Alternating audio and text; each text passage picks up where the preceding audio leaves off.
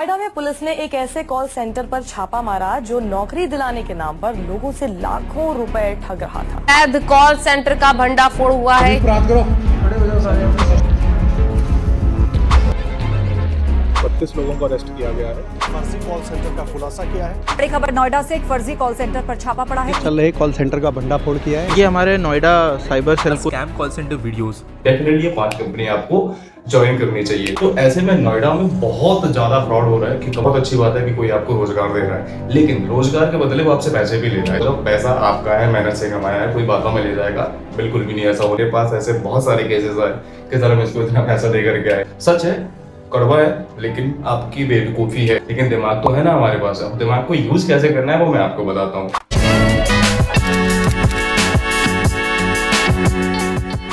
राधे राधे, कैसे हो मेरे भाइयों बहनों? उम्मीद करता हूँ सारे बढ़िया है, मौज कर रहे हैं, नहीं है तो खुश कर रहे हैं।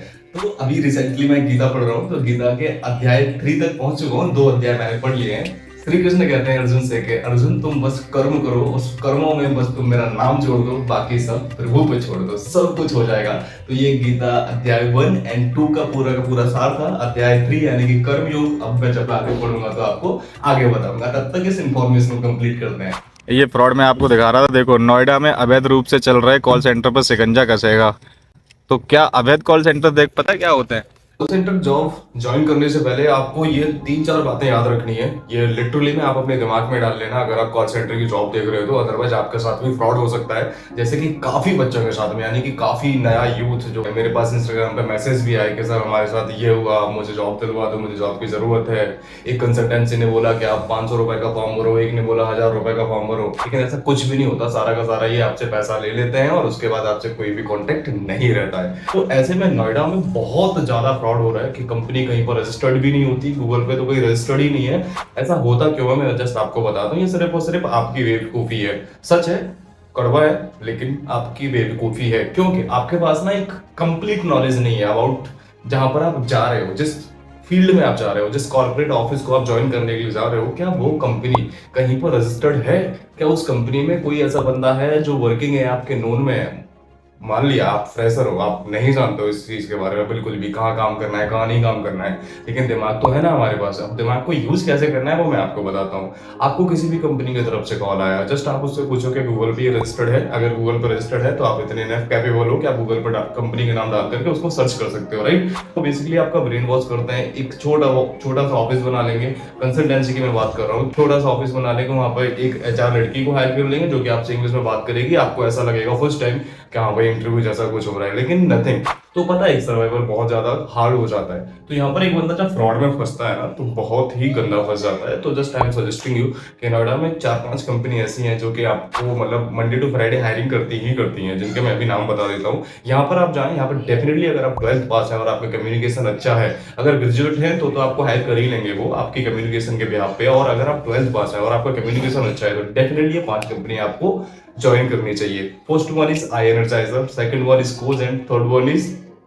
Take Mahindra and fourth one is TCS and fifth one is Concentrix. और इनके अलावा भी काफी कंपनियां हैं जिनको आप ज्वाइन कर सकते हैं, लेकिन वो सजेस्ट करूंगा कि इन कंपनियों के बारे में एक बार आप गूगल पर जाकर के चेक कर लें। 12th पास, ग्रेजुएट, एक्सपीरियंस होल्डर, ये सब लोगों के लिए वॉक इन इंटरव्यूज भी प्रेफर कराते हैं और कॉलिंग इंटरव्यूज भी प्रेफर कराते हैं। 5 कंपनियों की बात कर रहा हूँ, तो एक बार आप गूगल पर जाकर के देख लेना। एंड मैं एड्रेस डिस्क्रिप्शन में भी डाल दूंगा, तो यहाँ से भी आप इंफॉर्मेशन को पिक कर सकते हैं। अगर नोएडा में इन 5 कंपनियों में अगर आपने इंटरव्यू दिया तो डेफिनेटली आपका कहीं ना कहीं एक कंपनी में सिलेक्शन हो जाएगा। और मैं आपको एक चीज बताना चाहता हूँ, पहली बार में अगर सिलेक्शन हो गया तो आपकी बहुत अच्छी किस्मत है। अगर आप पहली बार में सिलेक्शन नहीं हुआ तो आपकी किस्मत खराब नहीं है, बस आपके जीवन में स्ट्रगल है। यानी कि अगर स्ट्रगल है तो सिंपल इज दैट आप कुछ नया सीखने वाले हो जीवन में, राइट?